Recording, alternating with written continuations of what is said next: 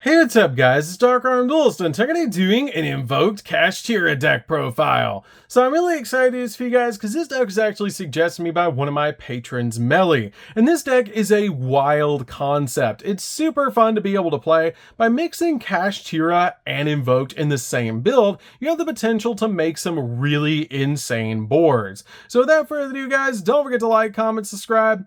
Hit the bell there so you can become part of the notification squad, and definitely check out the Patreon down in the description below for all those awesome rewards. Like getting your name description every single video, getting assigned cards in the mail, and even getting to request a deck profile every single month to your patron. And definitely give Meli some love down in the comments down below for suggesting such an awesome deck. So let's get straight on into this one, guys. So first off, we're going to be playing 3 copies of Alistair the Invoker. This card is the best normal summon in the entire deck because it has the ability that if this card is normal summoned or flip face up, you can add an invocation from your deck to your hand, essentially searching a crazy powerful version of polymerization, which is amazing so that we can step into some really cool cards like Makaba. This card is amazing in this particular build, especially with comboed with some of the other tech cards that we're playing in this deck.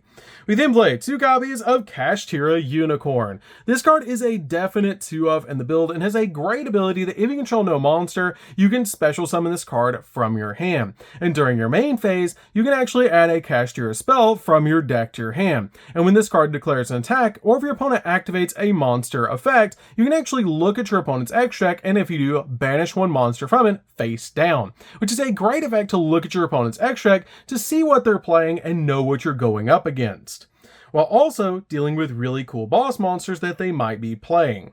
We then play 3 copies of Kashtira Fenrir. Kashtira Fenrir is a definite 3-of in the deck, and this card has a crazy powerful effect. If you control no monster, you can special summon this card from your hand, and during your main phase, you can add a Kashtira monster from your deck to your hand. And when this card declares an attack, or if your opponent activates a monster effect, you can actually target a face-up card your opponent controls and banish it face down, just spot removing cards off the field.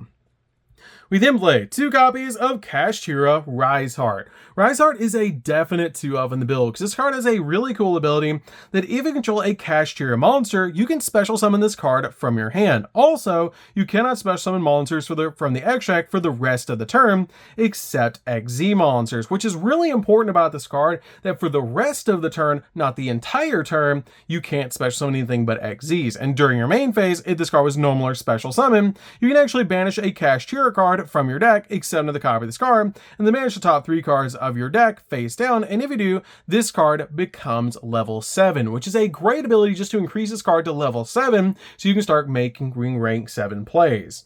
We then play a single copy of Kashtira Scareclaw. This card is great as an extender in the build because this card has a great effect that during the main phase quick effect, you can special summon this card from your hand, and if you do, banish a Kashtira or a Scareclaw card from your hand or graveyard, which is a great effect to be able to use on this card, getting you a 2600 defense point monster on your side of the field. It's essentially like a super heavy samurai-like card that can attack while it's in defense position, applying its defense points as if it were its attack points, which is really cool about this card because it does come out with 2600 defense points.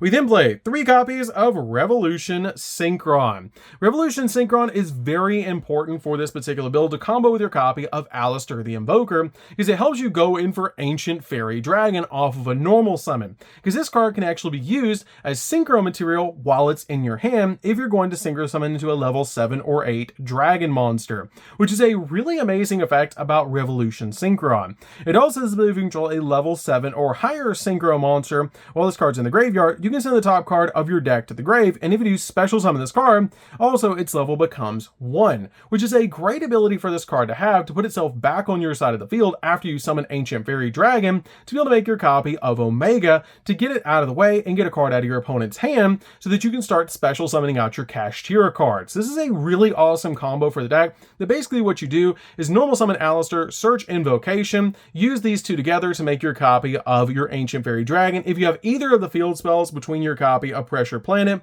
and your copy of your Magical Meltdown, you activate one of those to be able to use the ability to get a search of either a Kashtira card or a copy of a Alistair for follow-up play, and then you use the ability of the Ancient Fairy Dragon to be able to pop the field spell to get a search of the opposite one, which is really cool to be able to do, so you have follow-up play for the next turn, or to turn on your Kashtira engine if you haven't already activated it, which is just amazing. Then you bring back your copy of Revolution Synchron to your side of the field as a level 1, make Omega, rip a card out of the opponent's hand, your copy of Omega will banish itself, you won't have any monsters on the field, so you can actually special summon out your Kashtira cards, which is super, super cool, and it essentially turns on the entire play because it searches out your field spells off the effect of Ancient Fairy Dragon, which is so cool about this build. This card is so important for the deck to be able to see these two cards in your hand, or a copy of Magical Meltdown, or even one of our field spell searchers with your copy of your Revolution Synchron, so you can get to Alistair. We then play 3 copies of Ash Blossom. Ash Blossom's a definite 3-of in the build, just to stop your opponent from touching the deck. So that's it for the monsters, guys. Let's get into the spells.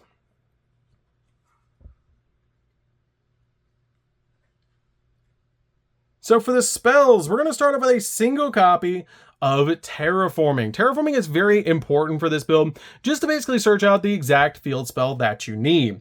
We then play a single copy of Set Rotation. Set Rotation is the exact same reason you give your opponent a field spell, we get a field spell, and since we're playing 2 different field spells in this build, this card is absolutely amazing.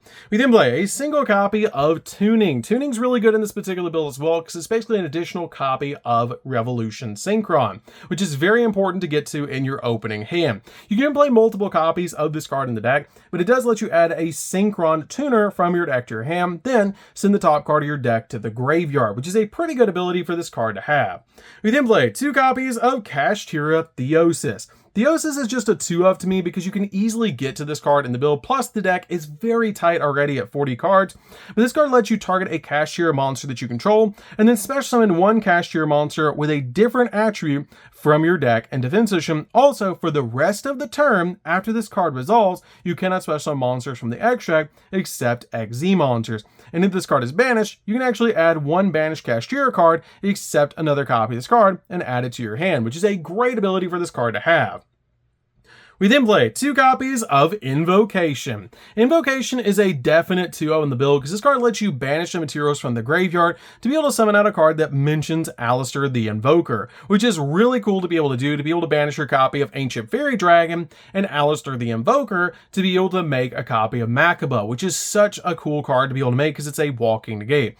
You can also use monsters from the field, which is really cool to be able to use, or from the hand, which is just absolutely amazing. But this card is amazing in this particular build because it's just such a cool card. I love this card overall in the deck, and it just helps you go into all different plays in this particular deck. We then play 3 copies of Magical Meltdown. This card is basically the Rhoda for your copy of Alistair the Invoker, so this card is very important in the deck. We then play 3 copies of Pressured Planet. Pressured Planet is a definite 3-of in the deck, because when this card is activated, you get to add a Kashtira card from your deck to your hand. Let you add any Kashtira monster that you want. Usually it's going to be Unicorn that you're going to search off this card because it's a 1-card combo. And it also has the ability of monsters that you control gain 100 attack and defense for each different attribute on the field, making them get really big. And also, if your copy of Kashtira Shangri Era that you control activates its effect, you can actually target a card on the field and destroy it, which is an awesome ability.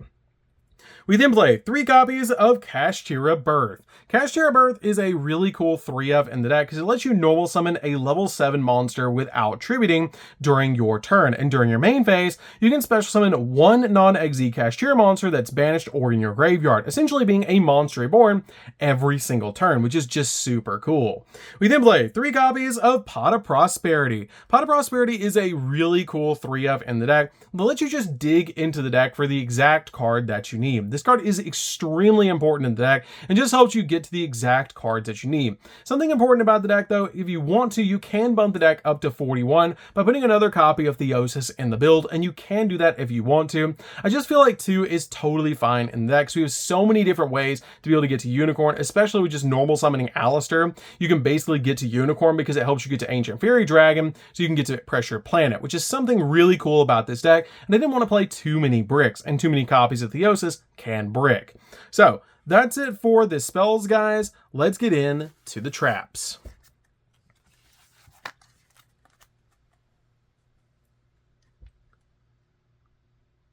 So for the traps, we're going to be playing a single copy of Big Bang and 3 copies of Infinite Impermanence. Big Bang is really good to be able to banish off your copy of your Rise Heart, because this card is a great effect that if this card is banished, you can target a Kashtira Exene monster you control and add one of the materials that's attached to it to your hand. Then you can special summon it to your side of the field, which is a great effect to be able to do, especially if you have your copy of Shangri-La on your side of the field. Special summon out your copy of a Rise Heart, use your copy of Rise Heart's ability to be able to banish this from the deck, and then target one of the materials and detach it off your copy of your Shangri-La, and then just special summon it back to your side of the field, giving you 2 monsters on your side of the field, so you can make another copy of Shangri-La or a different rank 7 if you want to, which is just so cool about the deck.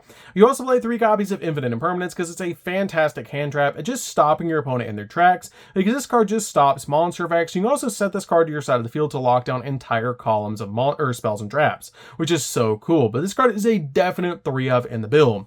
So that's it for the main deck, guys. Let's get into the extra deck. So for the extra deck, we're going to start off with a single copy of a Rise Heart, one of my favorite boss monsters ever created. This card is like a walking macrocosmos, and everything that does go to the graveyard is banished instead, which is so cool. And every time a card is banished, this card actually attaches that card, or attaches a banished card to this card as a material once per chain, which is such a cool ability. You can also detach 3 materials from this card, target a card on the field, and banish it face down, which is such a cool ability about this card, and it's just a really awesome boss monster overall. We then play 2 copies of Shangri-La. Shangri-La is a definite 2-of in this build because this card is a great ability that during each standby phase, you can special summon a Kashtira monster from your deck to your side of the field, which is a really cool ability. And every time a card is banished face down, you can actually target a zone your opponent controls and lock it down so they cannot use it, which is such a cool effect for this card to have. And I love that about this card, that basically just each time a card your opponent controls is banished, or each time a card that's owned by your opponent is actually banished face down, you can actually lock a zone, which is so cool to lock down all your opponent's zones. So this card is one of my favorite cards ever created because it's just so cool to be able to do that.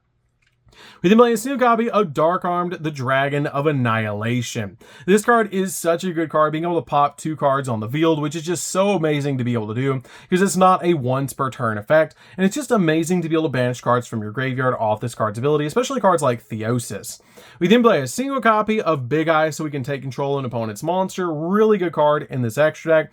Play a single copy of Double A Zeus to board wipe the field. This card is really good in the deck overall, and just helps out a lot in this particular build. We then play a single copy of Ancient Fairy Dragon. Ancient Fairy Dragon is like MVP of the extra deck and why the entire deck works, because you use Revolution Synchron plus Alistair to make this card, and this card has a really cool ability that you can destroy as many cards in the field spell zone as possible, minimum 1, and if you do, gain 1,000 life points, then add a field spell with a different name from the destroyed cards from your deck to your hand, letting you destroy either Meltdown or Pressure Planet to add the opposite one from your deck to your hand, turning on the opposite engine, which is super cool. Plus, if you need a board wipe, we also play Black Rose Dragon. Black Rose Dragon is another option to be able to make instead of Ancient Fairy Dragon going second, so that you can board wipe the field.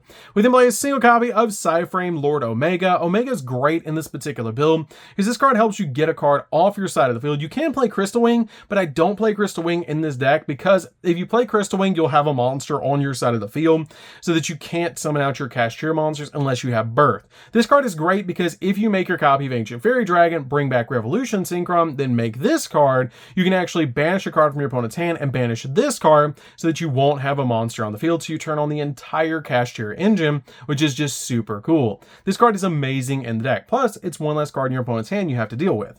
We then play a single copy of Baron de Fleur because you can just normal summon out your copy of Revolution Synchron if you want to with a Kashtira card to be able to make this card, which is an option for you guys.